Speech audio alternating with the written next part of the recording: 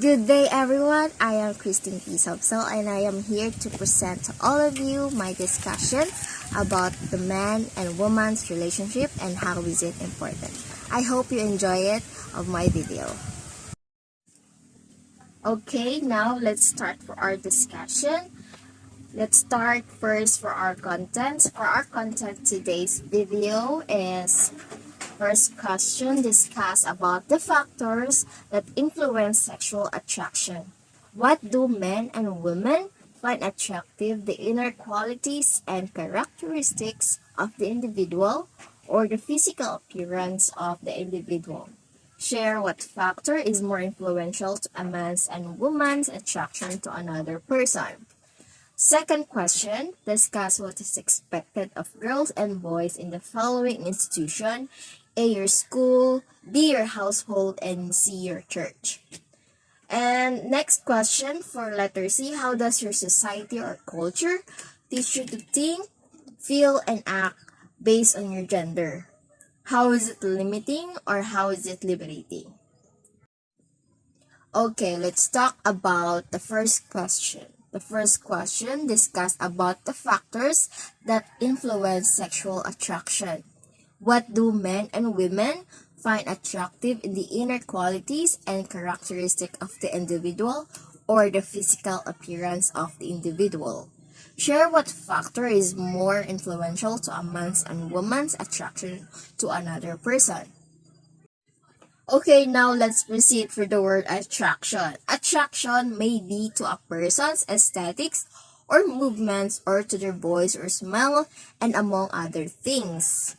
The attraction may be enhanced by a person's adornment, clothing, perfume, or their style. It can be influenced by individual genetic, psychological, or cultural factors or to other more amorphous qualities.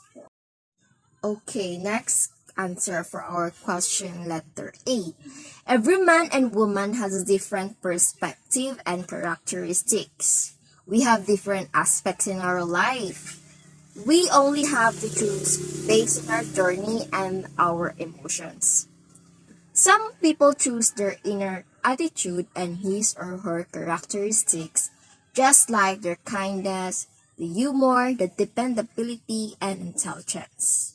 And the others chooses physical appearance and also their beautiful eyes, their nose, their lips, their body, and how they look. Okay, there are many factors that influence men's and women's. They can attract too. They include the physical attractiveness of each people, the proximity, the similarity, the person, and also the reciprocity. They conclude on how they close to each other and how they interact to communicate. Okay, let's talk about the meaning of physical attractiveness. It refers to the degree of a person's physical features that are considered beautiful or aesthetically pleasing to any specific person. It also a reaction between the chemistry of two bodies, and there is nothing we can do to hide it anyway. We can be attracted to any other person without a single word being said. Okay, next meaning for the proximity. Proximity from the word, it can be the principle that people closer together in a physical environment, one more likely to form a relationship than those farther away.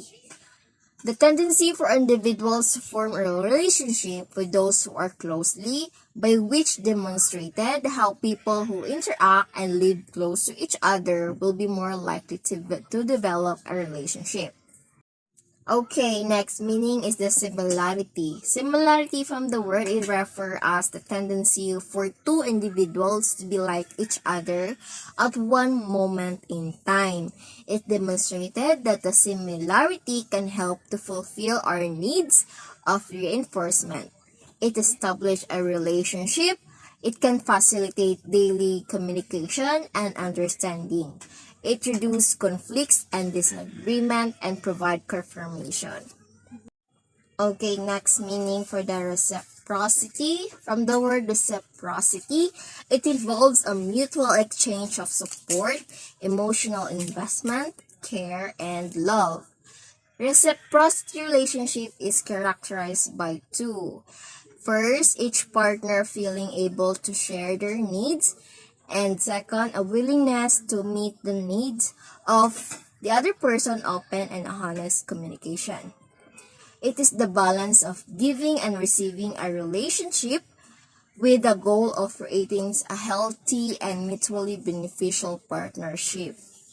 Each relationship will vary in terms of their own unique reciprocal balance, and it's up to the partners to explore what feels right to them.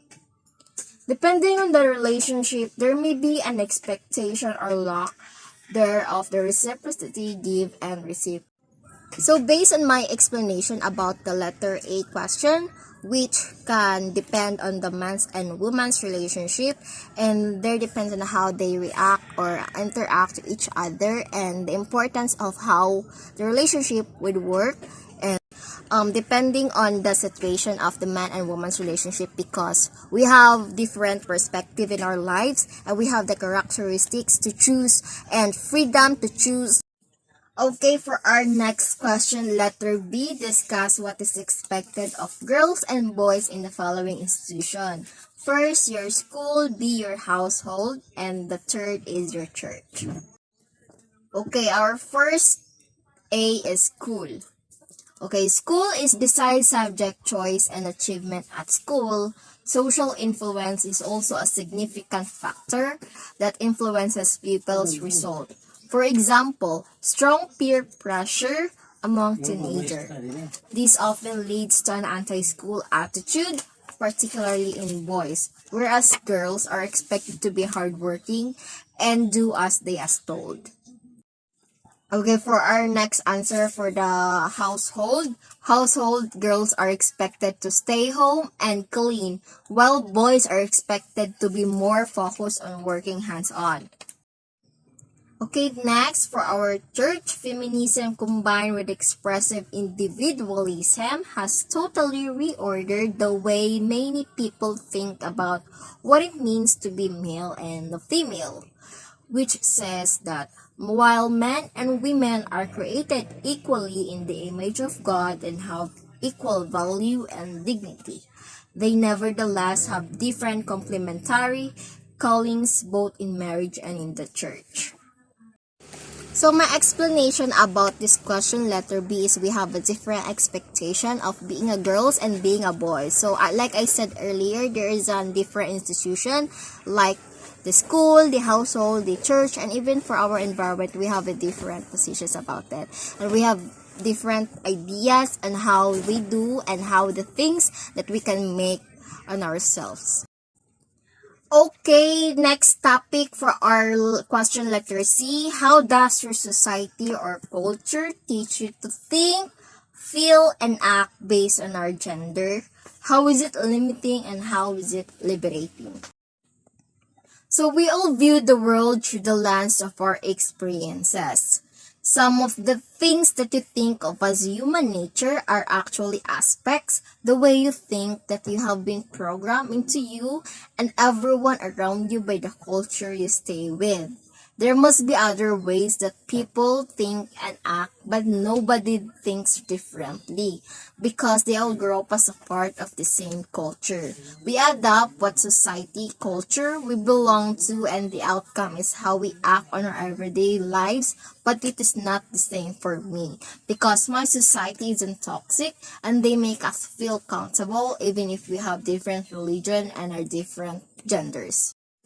So my explanation about this question letter C is we have our gender equality, and I'm proud to say that my society isn't toxic about at all because we are respected to each other and the gender and the religion and the lives that we have to do in our everyday lives, and nobody cares. And my other explanation is even if our society is being harsh to us, we need to be survived to it and need to support each other. We must stand for it and fight for our rights and do the right thing to do it. And that's it for my discussion for today. I hope you enjoy it and thank you for watching for my video. Goodbye!